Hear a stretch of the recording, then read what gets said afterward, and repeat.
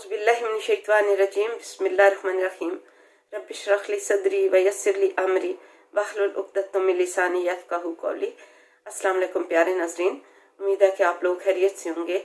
बहुत दिनों से मैं अल्लाह का पैगाम आप तक लेके नहीं आई हूँ। मैं डिफरेंट चीज़ें अपने चैनल पे डाल रही हूँ, लेकिन मुझे अंदर से अपने आप को मुझे शर्मिंदगी महसूस हो रही थी कि मुझे इसमें मज़ा आता है जो मैं अल्लाह का पैगाम आप तक पहुँचाऊँ, क्योंकि इसमें आपका भी भला हो जाएगा और मेरा भी भला हो जाएगा।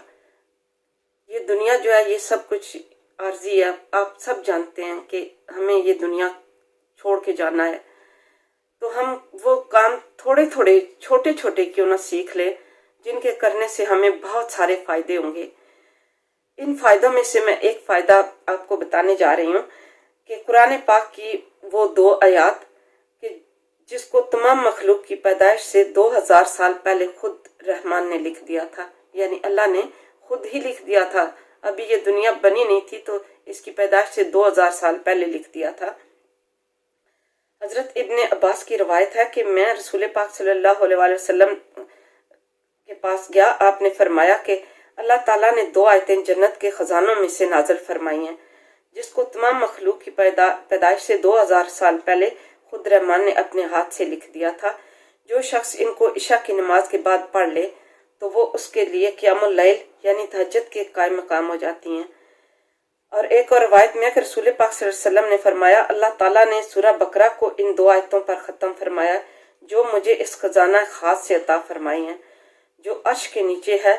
इसलिए तुम खास तौर पर इन 2 आयतों को सीखो और अपनी औरतों और बच्चों को सिखाओ। इसीलिए हजरत फारूक आजम अली मुर्तज़ा रज़ियल्लाहु अन्हु ने फरमाया, हमारा ख्याल ये है कि कोई आदमी जिसको कुछ भी अक्ल हो वो सूरह बकरा की इन 2 आयतों को पढ़े बगैर नहीं सोएगा।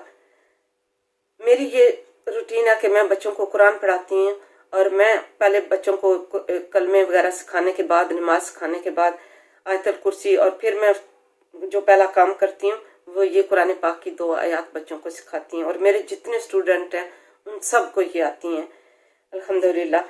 वो 2 आयतें जो हैं वो ये हैं, सूरह बकरा की आखिरी आयत स्टार्ट होती हैं आमन रसूलु बिमा उनज़िला इलैहि मिन रब्बिहि वल मोमिनून टिल द एंड। बहुत लंबी नहीं है। अगर आप कोशिश करें कि पहले उनको नहीं आती हैं तो सीख लें। सीखने में क्या प्रॉब्लम है?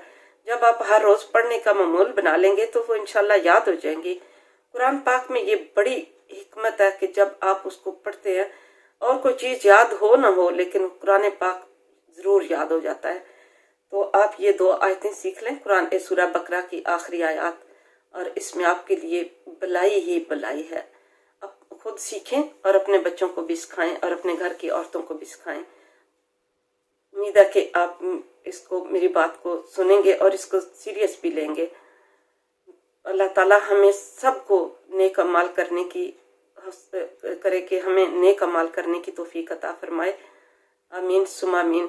अपनी दुआ में प्लीज़ मुझे याद रखिएगा। अल्लाह हाफिज़।